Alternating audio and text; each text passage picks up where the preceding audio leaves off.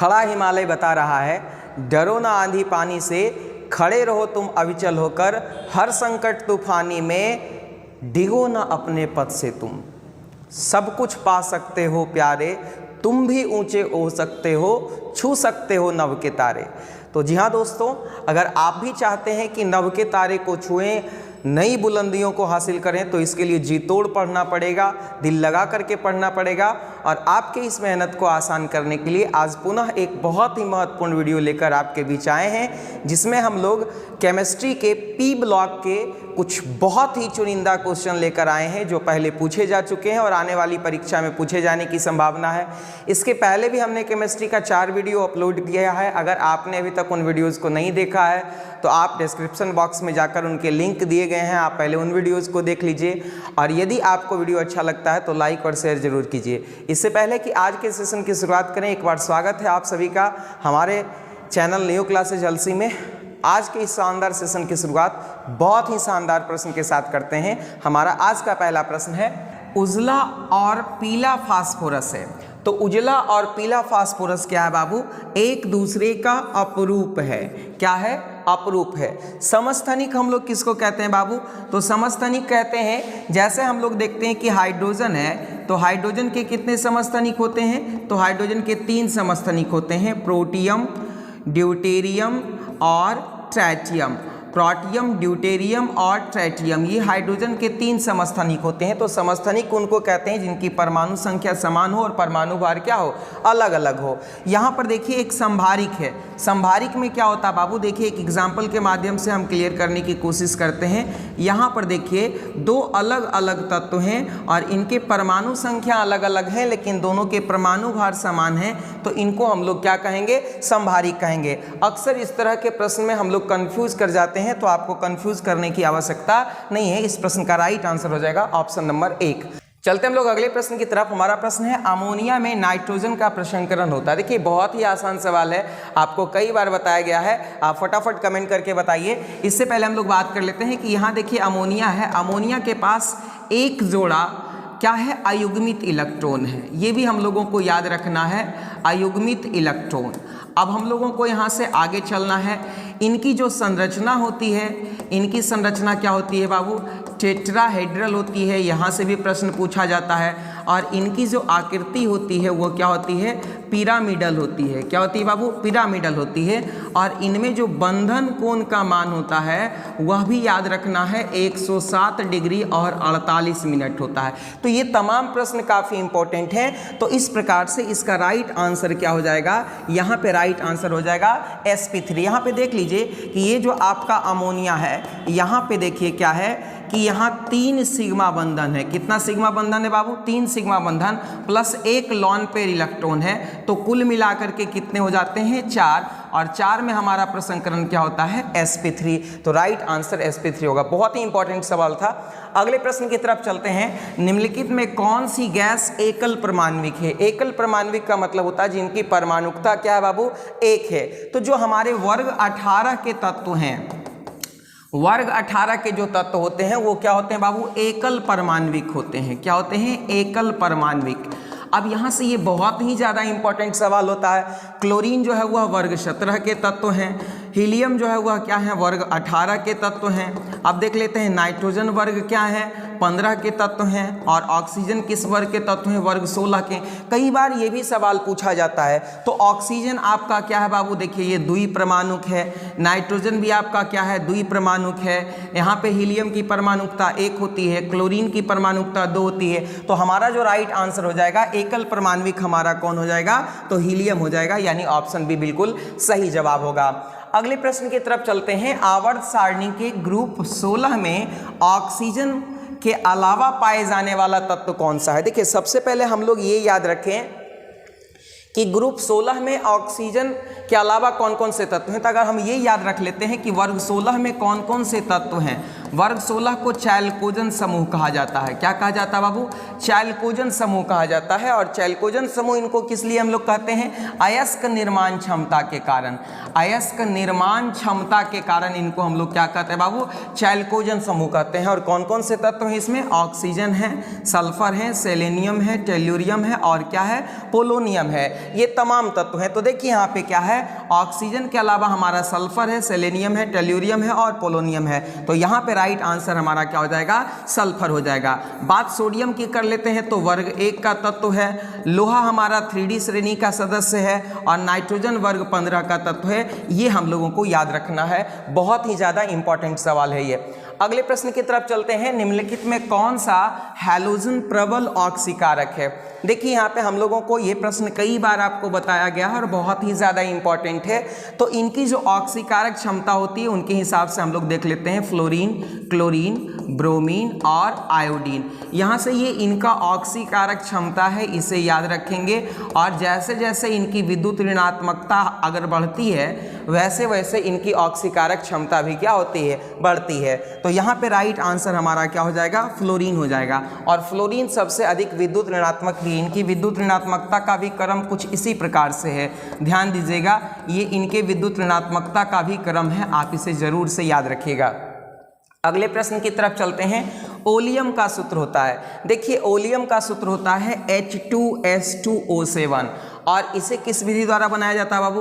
तो इसे संपर्क विधि द्वारा बनाया जाता है। क्या बनाया जाता है? संपर्क विधि द्वारा बनाया जाता है। और ओलियम में देखिए क्या है? H2SO4 और SO3 यानी सल्फ्यूरिक अम्ल के साथ जब हमारा जो है वह सल्फर ट्राइऑक्साइड मिल जाता है तो हमारा किसका निर्माण हो जाता है? ओलियम का। बहुत ही इंपॉर्टेंट सवाल है, याद रखिएगा इसे। अगले प्रश्न की तरफ चलते हैं। निम्नलिखित में कौन हाइड्रोजन बंधन नहीं बनाता है? देखिए आपको ये पता होना चाहिए कि हाइड्रोजन बंधन कौन कौन से तत्व बनाते हैं। तो 3 तत्व हैं, याद रखिएगा, नाइट्रोजन, ऑक्सीजन और फ्लोरीन। ये नाइट्रोजन, ऑक्सीजन और फ्लोरीन जब हाइड्रोजन के साथ संयोग करते हैं तो हाइड्रोजन बंधन क्या करते हैं बाबू? बनाते हैं। तो यह याद रखिए। इसके अलावा जो अन्य तत्व हैं वो हाइड्रोजन बंधन नहीं बनाते हैं। तो देखिए ये हाइड्रोजन बंधन बनाएंगे, ये भी हाइड्रोजन बंधन बनाएंगे और ये भी हाइड्रोजन बंधन बनाएंगे, लेकिन HCl हमारा हाइड्रोजन बंधन नहीं बनाता है। ये जो है यहाँ से आपको याद रखना कि यहाँ राइट आंसर क्या हो जाएगा? HCl। और HCl जो है वह ध्रुवीय सहसंयोजक यौगिक का उदाहरण है। किसका उदाहरण बाबू? ध्रुवीय सहसंयोजक यौगिक का उदाहरण है। ये बहुत बार पूछा गया प्रश्न है, इसलिए मैं आपको यहाँ पे बता दिया। Right answer option number C होगा। अगले प्रश्न की तरफ चलते हैं। आर्गन आवर्त सारणी के किस समूह का सदस्य है? देखिए यहाँ पे क्या है?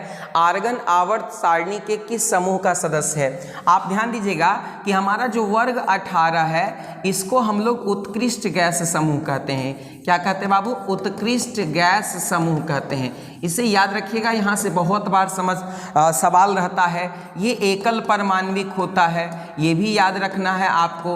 और इनकी संयोजकता भी क्या होती है?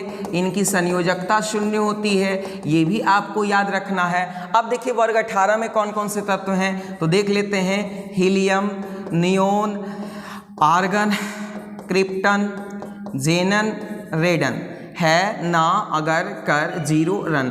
अब देखिए यहाँ से प्रश्न क्या पूछा जा रहा है कि आवर्त सारणी के किस समूह का तत्व है? तो आवर्त सारणी के 0 समूह का तत्व है, क्योंकि वर्ग 18 को हम लोग 0 समूह भी कहते हैं।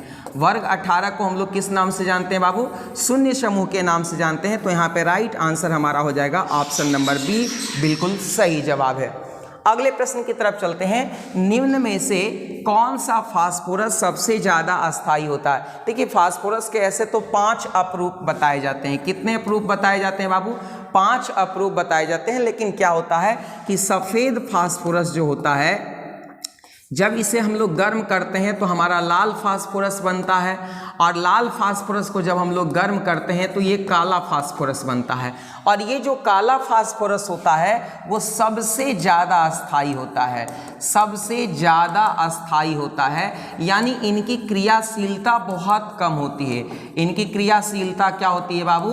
कम होती है। और सबसे अधिक क्रियाशील कौन होता है? सफ़ेद फास्फोरस, ये सबसे अधिक क्रियाशील है, सबसे अधिक क्रियाशील। और इसी कारण से जो है यह क्या होता है, आग पकड़ लेता है। इसलिए हम लोग इसको कहाँ डुबा करके रखते हैं? तो इसको पानी में डुबा करके रखते हैं। कहाँ डुबा कर रखते हैं बाबू? पानी में। यह भी सवाल कई बार पूछा जाता है। अब यहाँ पर देखिए क्या होता है कि जो हमारा लाल फास्फोरस होता है उनको हम लोग P4 के रूप में लिखते हैं। यह भी कई बार पूछा गया है कि फास्फोरस की परमाणुकता कितनी होती है? तो 4 होती है। तो यहाँ पे राइट आंसर हो जाएगा हमारा ऑप्शन नंबर सी, काला फास्फोरस, ये सबसे ज़्यादा स्थायी होता है। अगले प्रश्न की तरफ चलते हैं। अक्रिय गैसों के बाह्य कोश का विन्यास क्या होता है? देखिए अक्रिय गैस हम लोग किसको कहते हैं बाबू? वर्ग 18 को। इसे ही हम लोग क्या कहते हैं? शून्य वर्ग भी कहते हैं। इसे ही हम लोग उत्कृष्ट गैस समूह भी कहते हैं, उत्कृष्ट गैस समूह कहते हैं। अब यहाँ पर देखिए क्या है, इनके जो बाह्यतम कोश होते हैं उनका इलेक्ट्रॉनिक विन्यास क्या होता है? NS2Np6। अगर आप किसी का लिख करके भी देख सकते हैं, जैसे हम आर्गन का लिखते हैं या नियोन का हम लोग लिखते हैं, तो नियोन का लिखते हैं 1s2 2s2 2p6। अब देखिए यहाँ पे क्या है, हमने नियोन का लिखा है, तो हमने जब नियोन का लिखा तो देखिए यहाँ पे क्या है, NS2Np6 आ रहा है। तो राइट आंसर हो जाएगा NS2Np6 यानी ऑप्शन नंबर डी। लेकिन यहाँ पे एक अपवाद है, हीलियम उत्कृष्ट गैस का है लेकिन उसका इलेक्ट्रॉनिक विन्यास जो है वह 1s2 यानी NS2 होता है। ये भी याद रखेंगे आप लोग। बात NS2Np2 की कर लेते हैं। तो ये वर्ग 14 के तत्व का बाह्यतम कक्षा का इलेक्ट्रॉनिक विन्यास होता है, ये वर्ग 15 के तत्वों के बाह्यतम कक्षा का इलेक्ट्रॉनिक विन्यास होता है, और ये वर्ग 16 के तत्वों के बाह्यतम कक्षा का क्या होता है? इलेक्ट्रॉनिक विन्यास होता है। और इससे बहुत ज़्यादा सवाल पूछे जाते हैं, इसलिए आप इसे अच्छे से याद रखिएगा, मज़े से याद रखिएगा। चलते हम लोग अगले प्रश्न की तरफ। H2SO4 है। देखिए H2SO4 इसे हम लोग गंधकाम्ल भी कहते हैं। क्या कहते हैं बाबू? गंधकाम्ल भी कहते हैं, या इसे हम लोग सल्फ्यूरिक अम्ल भी कहते हैं, ये भी आपको पता है। सल्फ्यूरिक अम्ल भी कहते हैं, और ये भी आपको पता है कि ये हाइड्रोजन सल्फेट भी कहलाता है। अब आपको ये बताना है यहाँ से कि इसका ये जो है सल्फेट, अब यहाँ से आपको बताना है कि इसकी भास्मिकता क्या होती है। देखिए यहाँ से H2SO4 टूटता है H प्लस और HSO4 माइनस में, और ये फिर टूटता है क्या? तो H प्लस और SO4 माइनस माइनस में। यहाँ पर आप ध्यान दीजिएगा, ये 2 बार यहाँ पे H प्लस रिलीज करता है, इसलिए इसकी भास्मिकता कितनी हो जाएगी? 2 हो जाएगी, यानी द्विभास्मिक अम्ल है। और ये बहुत बार पूछा गया सवाल है और बहुत ही ज़्यादा इंपॉर्टेंट है, इसलिए आप इसे ज़रूर याद रखिएगा। अगले प्रश्न की तरफ चलते हैं। निम्नलिखित में किसका बंधन कोण सबसे अधिक होगा?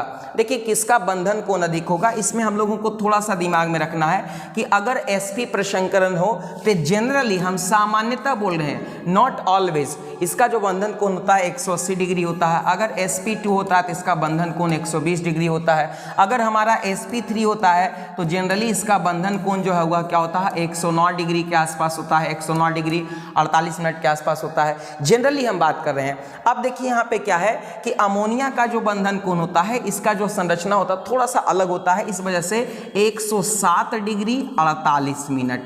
अब देखिए यहाँ पे H2S की बात कर लेते हैं, तो H2S का बंधन कोण लगभग 91 डिग्री के आसपास होता है। BF3 का बंधन कोण जो है वह 120 डिग्री के आसपास होता है, और CH4 का बंधन कोण 109 डिग्री 48 मिनट का होता है। तो यहाँ से हम लोगों को ध्यान रखना है कि यहाँ से जो राइट आंसर हो जाएगा वो क्या हो जाएगा हमारा? तो यहाँ पे CH4 हो जाएगा, यानी मीथेन हो जाएगा। इसका प्रशंकरण हमारा क्या होता है? sp3 होता है। यह भी हम लोगों को याद रखना है, बहुत बार पूछा गया है। इसका प्रशंकरण क्या हो जाएगा? sp2। इसका प्रशंकरण भी हमारा क्या होता है? sp3 होता है, और इसका प्रशंकरण भी हमारा sp3 होता है। तो ये हम लोगों को याद रखना है। राइट आंसर हमारा क्या हो जाएगा? CH4। अगले प्रश्न की तरफ चलते हैं। किसका अनुचुंबकीय आघूर्ण सबसे अधिक होता है? देखिए अनुचुंबकीय आघूर्ण इस बात पर निर्भर करता है कि अयुग्मित इलेक्ट्रॉन कितना है, अयुग्मित इलेक्ट्रॉन की संख्या पर, अयुग्मित इलेक्ट्रॉन की संख्या पर। अब देखिए जितना ज़्यादा अयुग्मित इलेक्ट्रॉन की संख्या रहेगी उतना ज़्यादा अनुचुंबकत्व उसका होगा। अब देखिए यहाँ पे नाइट्रिक ऑक्साइड की बात कर लेते हैं, तो संयोजी कक्ष में नाइट्रोजन के पास कितना? 5, ऑक्सीजन के पास कितना? 6। अब दोनों संयोग किया तो यहाँ पर देखिए क्या है, एक इलेक्ट्रॉन जो है वह क्या होते हैं? संयोजी कक्ष में 11 इलेक्ट्रॉन, 11 इलेक्ट्रॉन में जो है वह एक इलेक्ट्रॉन अयुग्मित रह जाते हैं। तो अयुग्मित इलेक्ट्रॉनों की संख्या यहाँ पे क्या होती है? 1। अब यहाँ पे जो अयुग्मित इलेक्ट्रॉन था उसको इसने त्याग दिया, तो यहाँ पे अयुग्मित इलेक्ट्रॉनों की संख्या क्या हो जाएगी, 0 हो जाएगी। बात O2 की कर लेते हैं, तो यहाँ पे O2 के पास अयुग्मित इलेक्ट्रॉनों की संख्या क्या होती है, 2 होती है, और O2 माइनस के पास अयुग्मित इलेक्ट्रॉन की संख्या क्या होती है, 1 होती है। तो अगर हम देखते हैं तो सबसे ज़्यादा अयुग्मित इलेक्ट्रॉन हमारा किसके पास है, तो O2 के पास है, इसलिए इसका अणुचुंबकत्व जो है वह सबसे ज़्यादा होगा। और ये बहुत ही इंपॉर्टेंट सवाल है, कई बार पूछा गया है, तो इस प्रश्न का जो राइट आंसर हो जाएगा वो ऑप्शन नंबर सी हो जाएगा।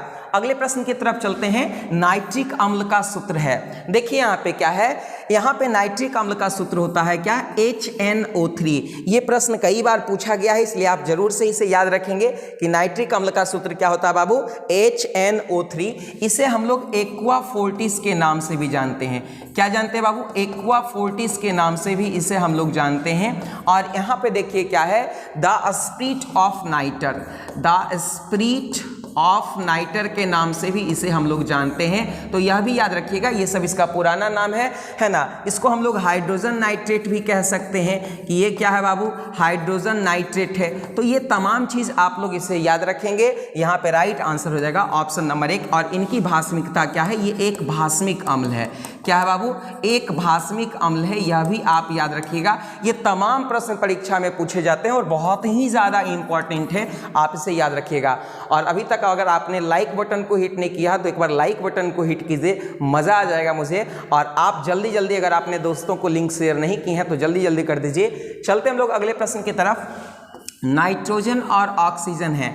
देखिए नाइट्रोजन वर्ग 15 का प्रथम सदस्य है, और ये जो है वह क्या है, वर्ग 16 का प्रथम सदस्य है। और ये सभी पी ब्लॉक में आते हैं। कौन से ब्लॉक में आते हैं, और पी ब्लॉक को हम लोग कौन सा ब्लॉक कहते हैं, अधातु ब्लॉक कहते हैं, अधातु समूह कहते हैं। तो ये दोनों के दोनों, नाइट्रोजन और ऑक्सीजन दोनों के दोनों हम लोग जो है वह क्या मानेंगे, तो अधातु मानेंगे। और दोनों की परमाणुकता क्या होती है बाबू, तो 2 होती है। चलते हम लोग अगले प्रश्न की तरफ। आवर्त सारणी के द्वितीय आवर्त में तत्वों की संख्या होती है, यह बहुत ही इंपॉर्टेंट सवाल है। टोटल 7 आवर्त होते हैं, 1 2 3 4 5 6 7, और 7वां आवर्त हमारा क्या है, अपूर्ण है। पहला आवर्त में 2 तत्व, दूसरा में हमारा क्या होता है, तो दूसरा आवर्त में हमारा 8, तीसरा में भी 8, और चौथा में 18, पांचवा में 18, और छठा में क्या होते हैं, 32 तत्व होते हैं। तो हमारा द्वितीय आवर्त में तत्वों की संख्या कितनी होती है, तो द्वितीय आवर्त में 8 तत्व होते हैं, यानी इसका राइट आंसर हो जाएगा ऑप्शन बी, 8 तत्व।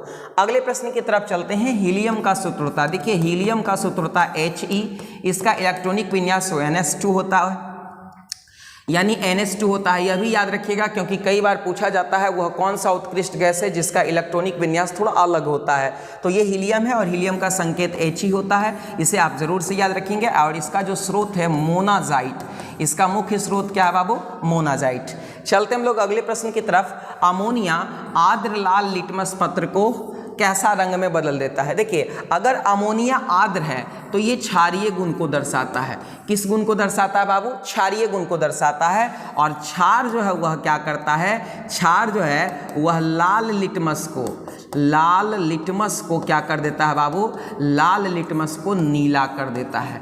क्या कर देता है, लाल लिटमस को नीला कर देता है। और अम्ल जो हमारा है वह नीला लिटमस को क्या कर देता है, नीला लिटमस को लाल कर देता है। तो यहाँ पे आप लोगों को ध्यान देना है कि जो हमारा आर्द्र अमोनिया होगा वो क्या होगा, क्षारीय होगा, और ये लाल लिटमस को क्या कर देगा, नीला कर देगा। तो यहाँ पे राइट आंसर हमारा ऑप्शन नंबर क्या हो जाएगा, 1 हो जाएगा। अगले प्रश्न की तरफ चलते हैं। नाइट्रस ऑक्साइड है। देखिए ये जो नाइट्रस ऑक्साइड है इसको हम लोग लाफिंग गैस के नाम से भी जानते हैं। क्या जानते हैं बाबू, लाफिंग गैस के नाम से जानते हैं। हंसने वाला गैस जिसको बोलते हैं, हंसने वाला गैस, ये बहुत इंपॉर्टेंट है। कई बार इससे सवाल पूछा गया कि हंसने वाला गैस का सूत्र क्या होता है। या इसको हम लोग डाई नाइट्रोजन ऑक्साइड के नाम से भी जानते हैं, इसको डाई नाइट्रोजन ऑक्साइड भी कह सकते हैं। या इसी को हम लोग जो है वह क्या कहते हैं, नाइट्रोजन 1 ऑक्साइड भी कहते हैं। तो ये तमाम सवाल हैं जिसे आप लोग याद रखिएगा, बहुत ही ज़्यादा इंपॉर्टेंट है।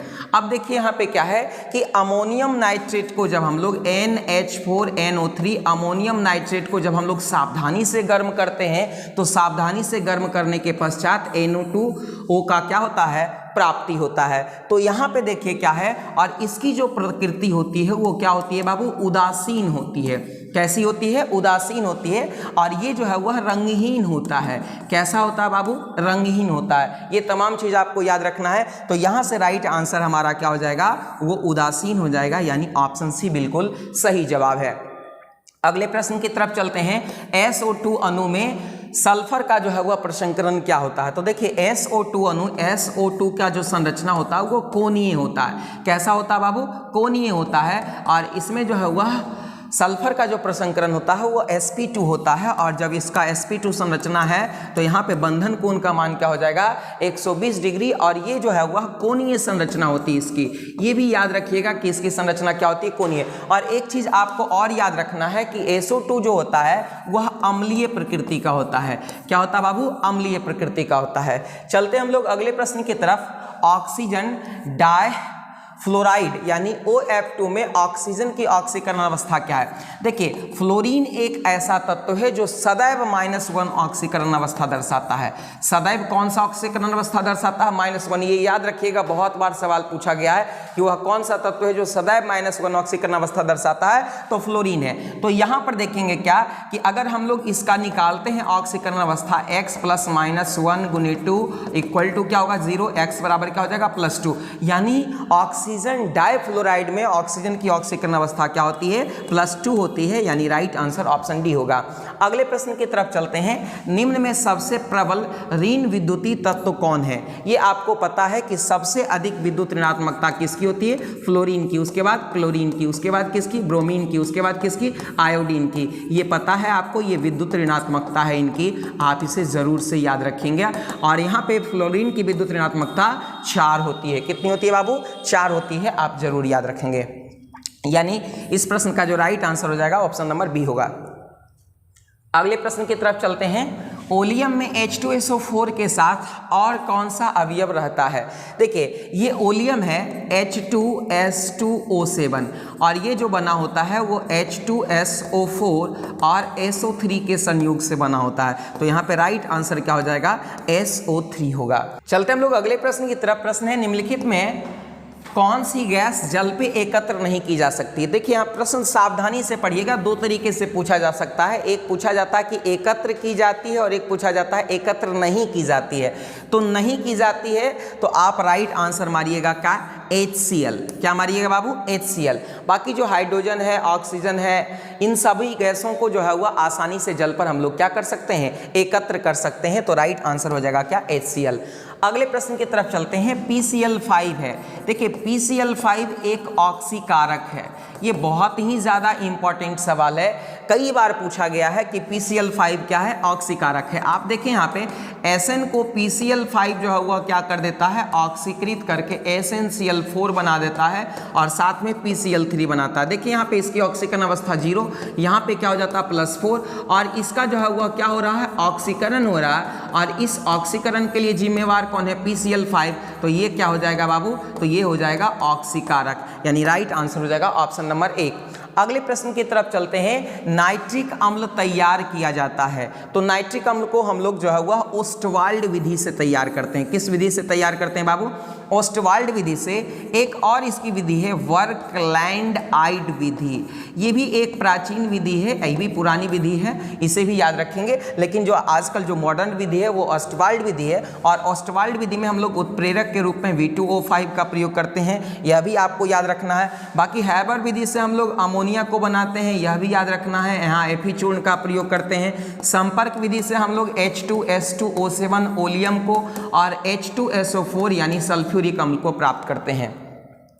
चलते हैं अगले प्रश्न की ओर। सिलिका और हाइड्रोजन फ्लोराइड की प्रतिक्रिया से बनता। देखिए सिलिका हम लोग कहते हैं क्वार्ट्ज को, SiO2 जिसे हम लोग बालू भी कहते हैं। SiO2 यही बालू है, यही सिलिका है, यही क्वार्ट्ज है। इसी को आगे हम लोग कांच भी कह देते हैं। तो यहाँ पे ये HF के साथ अभिक्रिया करके क्या बनाता है, तो सिलिकॉन टेट्राफ्लोराइड बनाता है, SiF4। यानी ऑप्शन 1 बिल्कुल क्या है, सही जवाब है। चलते हम लोग अगले प्रश्न की तरफ। प्रश्न है निम्नलिखित में कौन नेस्लर अभिकर्मक के साथ पीला भूरा या नीला अपक्षेप देता है। देखिए हमारा जो अमोनिया है ये अमोनिया नेस्लर अभिकर्मक के साथ जब संयोग करता है तो पीला भूरा या नीले रंग का भी क्या देता है, अवक्षेप देता है। ये याद रखिएगा, इस तरह के प्रश्न बार बार परीक्षा में पूछे जाते हैं, आप जरूर याद रखिएगा। और आपको नेस्लर अभिकर्मक का सूत्र भी याद रखना है कि क्या होता है, K2HgI4, ये आपका क्या होता है बाबू, नेस्लर अभिकर्मक होता है। इसे भी आप जरूर याद रखेंगे। चलते हम लोग अगले प्रश्न की तरफ। निम्नलिखित में कौन पी खंड का तत्व नहीं है, यानी पी ब्लॉक का तत्व कौन नहीं है। देखिए ध्यान से देखिएगा कि पी ब्लॉक का तत्व कौन सा नहीं है। यहां पर देखिए क्या है, SN3 जो है वह क्या है, वर्ग 14 का तत्व है। अब आप देखेंगे यहाँ फास्फोरस क्या है, वर्ग 15 का तत्व है। ये वर्ग क्या है, 16 का तत्व है। और ये तमाम जो है वह क्या है बाबू, तो तमाम जो है वह पी ब्लॉक के अंतर्गत आते हैं, क्योंकि आपको पता है कि वर्ग 13 से लेकर के वर्ग 18 तक के जो तत्व होते हैं वो किस में आते हैं बाबू, तो पी ब्लॉक के अंतर्गत आते हैं। अब देखिए बात कर लेते हैं बेरियम की। तो बेरियम वर्ग 2 का तत्व है। किसका तत्व है बाबू, वर्ग 2 का तत्व है। और वर्ग 2 के तत्व को हम लोग क्या कहते हैं, तो क्षारीय भूमिज तत्व कहते हैं। क्या कहते हैं बाबू, क्षारीय भूमिज तत्व कहते हैं। तो इस प्रकार से इस प्रश्न का राइट आंसर हो जाएगा क्या, ऑप्शन नंबर डी। अगले प्रश्न की तरफ चलते हैं। निम्न में से कौन सा एक उभयधर्मी ऑक्साइड है, कौन एक उभयधर्मी ऑक्साइड है। देखिए धातु के ऑक्साइड मोस्टली भास्मिक प्रकृति के होते हैं, ये पता है। तो Na2O क्या होगा बाबू, तो ये भास्मिक प्रकृति के होंगे। अब देखिए यहाँ पे SO2 क्या होगा, तो ये अम्लीय प्रकृति के हैं, यह भी याद रखिएगा। B2O3 जो है वह यह भी अम्लीय प्रकृति के होते हैं। लेकिन जिंक ऑक्साइड जो है वह क्या होते हैं बाबू, माफ करें, उभयधर्मी। ये किस प्रकृति के होते हैं, उभयधर्मी प्रकृति के होते हैं। आप इसे जरूर याद रखिएगा। तो हमारा राइट आंसर क्या हो जाएगा यहाँ पे, तो राइट आंसर हो जाएगा हमारा जिंक ऑक्साइड। देख लेते हैं यहाँ पे, जिंक ऑक्साइड जब HCl के साथ अभिक्रिया करेगा तो ZnCl2 बना देगा। और जिंक ऑक्साइड जो है वह जब NaOH के साथ अभिक्रिया करेगा तो हमारा क्या बना देता है, सोडियम जिंकेट बना देता है। क्या बना देता है बाबू, सोडियम जिंकेट बना देता है। तो इस प्रकार से हमारा राइट आंसर हो जाएगा ऑप्शन नंबर डी। अगले प्रश्न की तरफ चलते हैं। H2S2O8 में सल्फर की जो है वह ऑक्सीकरण संख्या, पेरोक्सी अम्ल भी इसको हम लोग बोलते हैं। इसको हम लोग क्या बोलते हैं बाबू, पेरोक्सी अम्ल बोलते हैं। और यह भी हमको याद रखना, ये बहुत ही इंपॉर्टेंट है। इसमें सल्फर की ऑक्सीकरण अवस्था निकालना है, आपको जरूर ध्यान दीजिएगा। यहाँ पे जो है वह हाइड्रोजन का +1 × 2 प्लस सल्फर का x × 2 प्लस ऑक्सीजन का -2 × 8। अगर यहाँ से हम लोग निकालते हैं तो x बराबर हमारा क्या आ जाता है, तो x बराबर हमारा +7 आता है। लेकिन हम लोगों को एक बात याद रखना है यहाँ पे कि सल्फर जो अपनी ऑक्सीडेशन संख्या है वह +6 से ज़्यादा एक्सटेंड नहीं कर सकती है। तो इस प्रकार से जो हमारा राइट आंसर हो जाएगा वो +6 होगा। यहाँ पे बहुत लोग गलती करके +7 लगा देते हैं, लेकिन यहाँ पे राइट आंसर क्या हो जाएगा, +6। ये बहुत ही इंपॉर्टेंट क्वेश्चन है और परीक्षा में पूछ करके आपको फंसा सकता है। चलते हम लोग अगले प्रश्न की तरफ। प्रश्न है, इनमें से कौन समूह 17 का सदस्य नहीं है। समूह 17 को हम लोग क्या बोलते हैं बाबू, हैलोजन बोलते हैं। और इसे हम लोग यक्स कहते हैं। और लवण निर्माण क्षमता के कारण, साल्ट निर्माण क्षमता के कारण इसको हम लोग क्या कहते हैं, हैलोजन कहते हैं। इसमें फ्लोरीन, क्लोरीन, ब्रोमीन, आयोडीन और सबसे दुर्लभ तत्व एस्टैटिन है। तो यहाँ पे राइट आंसर हो जाएगा ऑक्सीजन, जो कि वर्ग 16 का क्या है, तत्व है। चलते हैं अगले प्रश्न की तरफ। वायुमंडल में सर्वाधिक पाए जाने वाली अक्रिय गैस कौन सा है। सर्वाधिक मात्रा में कौन सा अक्रिय गैस पाया जाता है। देखिए यहाँ दो तरह का प्रश्न पूछा जाता है कि सर्वाधिक मात्रा में कौन सा अक्रिय गैस पाया जाता है और सबसे कम मात्रा में कौन सा गैस पाया जाता है। तो हीलियम सर्वाधिक मात्रा में पाया जाता है। हीलियम क्या है बाबू, सर्वाधिक मात्रा में पाया जाता है। तो यहाँ राइट आंसर क्या हो जाएगा, हीलियम। लेकिन अगर पूछेगा कि सबसे कम मात्रा में कौन पाया जाता है, तो क्रिप्टॉन सबसे कम मात्रा में पाया जाता है। सबसे कम मात्रा में क्या पाया जाता है, क्रिप्टोन। यानी इस प्रश्न का राइट आंसर ऑप्शन ए होगा। अगले प्रश्न की तरफ चलते हैं। वायु में निम्न में से कौन सी गैस नहीं पाई जाती है। देखिए वायु में नाइट्रोजन पाया जाता है, ये 78% आपको पता है। ऑक्सीजन भी पाया जाता है 21%, यह भी आपको पता है। क्रिप्टॉन भी बहुत कम मात्रा में पाया जाता है, बहुत अल्प मात्रा में पाया जाता है क्रिप्टॉन। लेकिन बात कर लेते हैं रेडॉन की, तो ये वायुमंडल में नहीं पाया जाता है। इसका प्रयोग हम लोग कैंसर के उपचार में करते हैं। किस में करते हैं बाबू? कैंसर के उपचार में करते हैं। और एक बात आप भी बता देते हैं कि ये रेडॉन जो है वह रेडियम के विखंडन से प्राप्त होता है। किसके विखंडन से प्राप्त होता है बाबू? रेडियम के विखंडन से हमारा रेडॉन बनता है। और यह भी प्रश्न बहुत बार पूछा गया है कि आपका जो है वह रेडॉन किसके विखंडन से प्राप्त होता है? तो रेडियम के विखंडन से। ये बहुत ही ज़्यादा इंपॉर्टेंट सवाल है, आप जरूर इसे याद रखेंगे, यानी ऑप्शन सी बिल्कुल सही जवाब है। अगले प्रश्न की तरफ चलते हैं। किस यौगिक का द्विध्रुव आघूर्ण सबसे अधिक है? देखिए, जो द्विध्रुव आघूर्ण होता है वह द्विध्रुव आघूर्ण जो है वह इलेक्ट्रोनिगेटिविटी का क्या होता है? प्रोपोर्शनल होता है। यानी द्विध्रुव आघूर्ण जो है वह क्या होते हैं बाबू? इलेक्ट्रोनिगेटिविटी का क्या होता है? प्रोपोर्शनल होता है। तो जिसका इलेक्ट्रोनिगेटिविटी ज़्यादा होगा उसका द्विध्रुव आघूर्ण ज़्यादा होगा। इलेक्ट्रोनिगेटिविटी फ्लोरीन का, फिर क्लोरीन का, फिर किसका? ब्रोमीन का, देन किसका? आयोडीन का। तो इस प्रश्न का राइट आंसर क्या हो जाएगा? Option number 1। याद रखेंगे आप लोग कि द्विध्रुव आघूर्ण जो है वह इलेक्ट्रोनिगेटिविटी का क्या होता है? प्रोपोर्शनल होता है। अगले प्रश्न की तरफ चलते हैं। सांद्र HNO3 में कौन सी धातु अक्रियाशील होती है? देखिए क्या होता है कि हाइड्रोजन से कम क्रियाशील जो धातु होते हैं उनमें कॉपर है, Au है, Ag है, Hg है, ये सब हाइड्रोजन से कम क्रियाशील होते हैं और ये जनरली अम्ल से अभिक्रिया नहीं करते हैं और करके हाइड्रोजन गैस मुक्त नहीं करते हैं। तो यहाँ पे राइट आंसर क्या हो जाएगा हमारा? कॉपर हो जाएगा, यानी ऑप्शन नंबर 1 हो जाएगा।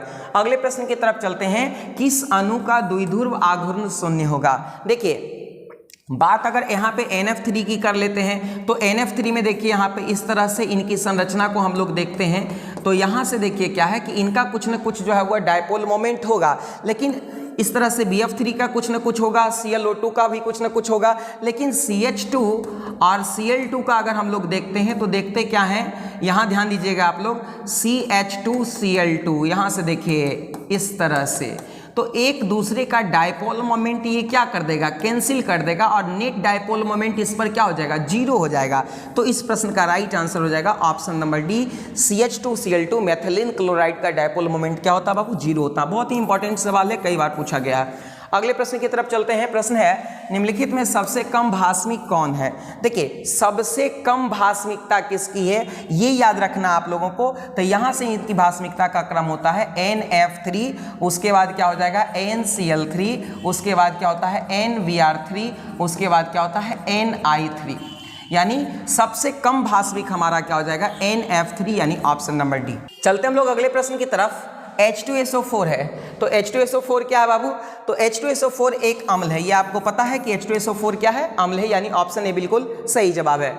अगले प्रश्न की तरफ चलते हैं। XeF4 का आकार कैसा होता है? देखिए, XeF4 का आकार अगर आप लोग देखते हैं तो इस तरह से XeF4 का आकार आपका यहाँ पे आप ध्यान देंगे, इसका आकार कुछ इस तरह से होगा, यानी इसको हम लोग कह सकते हैं कि स्क्वायर प्लेनर होता है। इसका आकार क्या होता है बाबू? स्क्वायर प्लेनर, यानी ऑप्शन बी बिल्कुल सही जवाब है और बहुत ही इंपॉर्टेंट सवाल है। अगले प्रश्न की तरफ चलते हैं। H3PO4 है। देखिए, H3PO4 जो है वह क्या होता है? मैं इसकी संरचना आपको बना करके फटाफट दिखा देता हूं। ये देखिए आपका यहाँ पे, यहाँ जो है वह क्या है? यह आप देख लीजिए, ये H3PO4 की संरचना है और आप देखेंगे कि POH बॉन्ड की संख्या कितनी है? 3 है। तो POH बॉन्ड की संख्या जितनी होगी वही इसकी भास्मिकता होगी। तो इस प्रकार से इसका राइट आंसर हो जाएगा त्रिभास्मिक अम्ल। और ये सवाल कई बार परीक्षा में पूछा गया है, निश्चित रूप से याद रखेंगे, ऑप्शन सी बिल्कुल सही जवाब है। अगले प्रश्न की तरफ चलते हैं। क्रायोलाइट किसका एस्क है? सबसे पहले क्रायोलाइट की बात कर लेते हैं। Na3AlF6 ये क्रायोलाइट है और क्रायोलाइट जो है बाबू वह सोडियम का भी अयस्क हो सकता है और एल्युमिनियम का भी अयस्क हो सकता है, लेकिन ऑप्शन के हिसाब से इसका राइट आंसर क्या हो जाएगा? एल्यूमिनियम। अगले प्रश्न की तरफ चलते हैं। अमोनिया को शुष्क करने के लिए किसका प्रयोग किया जाता है? अमोनिया जब आर्द्र होता है तो उसके लिए हम लोग कुछ शुष्कक अभिकर्मक का प्रयोग करते हैं और जितने भी ऑप्शन दिए गए हैं सभी शुष्कक अभिकर्मक हैं, यानी ड्राइंग रिएजेंट हैं। लेकिन अमोनिया के लिए हम लोग किसका प्रयोग करते हैं? क्विकलाइम, यानी कैल्शियम ऑक्साइड का। ये याद रखिएगा। और बाकी के सभी ऑप्शन जो है वह ड्राइंग रिएजेंट हैं, यह भी याद रखिएगा। कई बार ये पूछा जाता है कि फास्फोरस पेंटाऑक्साइड का प्रयोग किस रूप में करते हैं? तो जल शोषक के रूप में। सांद्र H2SO4 ये तमाम जो है वह क्या है? जल शोषक हैं। इसे आप निश्चित रूप से याद रखिएगा। चलते हम लोग अगले प्रश्न की तरफ। सोडियम आवर्त सारणी के किस ग्रुप का तत्व है? सोडियम वर्ग 1 का तत्व है। क्या बाबू? वर्ग 1 का तत्व है, जिसे हम लोग क्षार धातु के नाम से क्या करते हैं? जानते हैं। और ये क्षार धातु जो होता है ना, इसको हम लोग ग्रुप 1A के नाम से भी जानते हैं। तो इस प्रकार से इसका राइट आंसर हो जाएगा ऑप्शन नंबर 1। चलते हम लोग अगले प्रश्न की तरफ। प्रश्न है त्रिक्षारक अम्ल है। देखिए यहाँ पे H3PO4 की भास्मिकता कितनी होती है? 3। H3PO2 की भास्मिकता क्या होती है? 2। और यहाँ पे अगर हम HPO2 की बात करते हैं तो इसकी भास्मिकता क्या होती है? 1 होती है। आप इसे याद रखेंगे और ये बहुत ही इंपॉर्टेंट सवाल है, कई बार परीक्षा में पूछा गया है। अगले प्रश्न की तरफ चलते हैं। निम्नलिखित में कौन हाइड्रोजन बंधन नहीं बनाता है? ये आपको पता है। इसका राइट आंसर क्या हो जाएगा? HCl। ये हाइड्रोजन बंधन नहीं बनाता। बाकी के ये तीनों के तीनों हाइड्रोजन बंधन बनाते हैं। नाइट्रोजन, ऑक्सीजन और फ्लोरीन, ये तीनों के तीनों तत्व हाइड्रोजन से संयोग करके हाइड्रोजन बंधन बनाते हैं। अगले प्रश्न की तरफ चलते हैं। हीलियम का मुख्य स्रोत क्या है? देखिए हीलियम का मुख्य स्रोत क्या है बाबू? मोनाजाइट। मोनाजाइट से हीलियम प्राप्त होता है हम लोगों को, और ये कई बार पूछा गया है, बहुत ही इंपॉर्टेंट सवाल है। चलते हम लोग अगले प्रश्न की तरफ। प्रश्न है हमारा, निम्नलिखित में सबसे प्रबल लुईस अम्ल कौन है? देखिए ये बहुत ही इंपॉर्टेंट सवाल है, और इसमें हम लोग अक्सर कंफ्यूज कर जाते हैं कि सबसे प्रबल लुईस अम्ल कौन है और सबसे प्रबल दुर्बल लुईस अम्ल कौन है। तो देखिए यहाँ पे इनका जो क्रम है ये याद रखिएगा, BI3, BBr3, BCl3 और BF3, ये इनकी भास्मिकता का क्रम है। आप इसे जरूर याद रखिएगा। यहाँ पे राइट आंसर हो जाएगा क्या? Option number D. चलते हम लोग अगले प्रश्न की तरफ। हमारा प्रश्न है XeF6 के जलासन से प्राप्त नहीं होता है। देखिए ये बहुत ही इंपॉर्टेंट सवाल है कि जब आप लोग XeF6 का जल अपघटन कराएंगे तो यहाँ पे मोस्टली आपको 2 प्रोडक्ट जो प्राप्त होता है वो होता है XeO3 और क्या होता है? XeO4। ये मुख्यतः से प्राप्त होता है। तो ये दोनों के दोनों प्राप्त होते हैं, तो नहीं कौन सा प्राप्त होगा? तो XeO2, यानी ऑप्शन नंबर 1 बिल्कुल सही जवाब है। तो दोस्तों उम्मीद करते हैं कि आज का वीडियो आपको बहुत अच्छा लगा होगा, और यदि आज का वीडियो अच्छा लगा है तो आप ज़रूर से ज़रूर लाइक कीजिए और अपने दोस्तों को शेयर कीजिए, ताकि हम इसी तरह के महत्वपूर्ण वीडियो लेकर आपके बीच उपस्थित हो सकें। आज के लिए इतना ही। बहुत बहुत धन्यवाद सभी का।